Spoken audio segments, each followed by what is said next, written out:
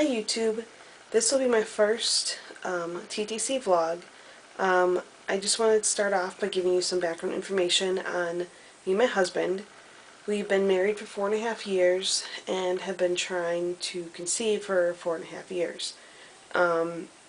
We actually started trying to conceive by going to my doctor and letting him know I don't get my period on my own. So we knew from, straight away that we were going to have some issues trying to get pregnant. So we went to the doctor right away and told him I don't get my period on my own, and even on birth control I wasn't regular.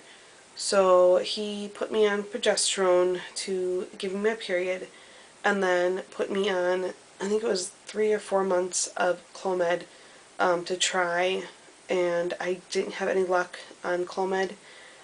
It didn't make me ovulate, it didn't give me my period, the next month, and so I went back, and then they put me on Femera, and we tried that for 1 month with no luck, and from there our doctor suggested we go see a fertility specialist. So we started by the fertility specialist, and we did blood work, and my husband did his semen analysis, and they didn't find anything that, threw any red flags up. I also did an HSG, which was not fun. That was so painful. I know some people I've seen said that it wasn't bad. It was, for mine, it was really bad. It was very, very painful, and I'm glad my husband was in there with me, because just for him to experience that with me, at least he was there to hold my hand, and it was really neat to see when the dye was going through. I got to see my fallopian tubes and the uterus, and they showed me all the different pictures, which was actually really neat, but it was very painful. But they didn't find any blockages, or my uterus looks fine, it's not tilted or anything, and my husband's semen analysis came back off the charts good, so we know he isn't an issue, which is really good. But the fertility specialist did suggest to us to do an IUI, or the artificial insemination with medication. And we went home after that and kind of let it all sink in for a while, and decided we weren't ready to do that yet, just with the cost of it and the increase for multiples. We want to be financially ready if that would happen. So we kind of decided just to wait for a little while and see what happens, because I never know when I'll be ovulating, or if I'll get my period or not. So we just kind of took, I think it was about a year and a half, kind of, we were trying, but not, we weren't charting or temps or anything, because I just doesn't pay for me. But then I ended up getting sick, and I had some medical issues.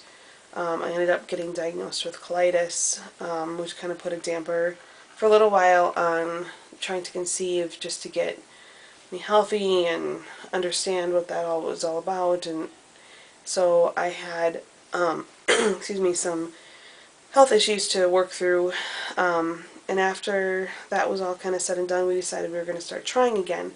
We weren't ready still to do the IUI, so I went back to my doctor and said, can we just try to do some Femera again for a few months, just to see. I asked him if it would hurt if we would try it again. He said no, so I did get a prescription for 5 months worth of Femera, and he gave me the prescription for progesterone as well.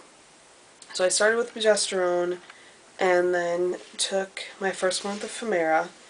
I had no luck. It was 35, I think on day 40, I decided to take progesterone again to give me my period so I could try the next month. And that month I decided to do my charting of my temps, and just to see where, what things were falling or whatever.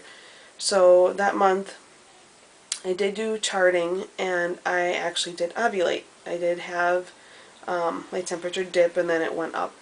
So I did ovulate according to my temperatures, and I actually did get my period all on my own that month, which was new and exciting for me, which is weird to be excited to get your period when you're trying to conceive. But I was very excited. So I took Femera that next month, and I had actually an episode of my colitis, which kind of screwed up my taking my meds because I just kind of went through and I didn't absorb my medication like I should, and I ended up not getting my period, not ovulating that cycle, and I took, it's been a month since I should have gotten my period, and I decided my colitis is good, I'm, in remission, and we decided we're going to start again. So actually tomorrow will be my first day of taking the progesterone again, and it's usually about, I don't know, 10, 12 days that I'll get my period after I take my first progesterone pill. So I will be hopefully keeping an update on my TTC vlogs. This is new for me, so hopefully I have, I can keep up with it.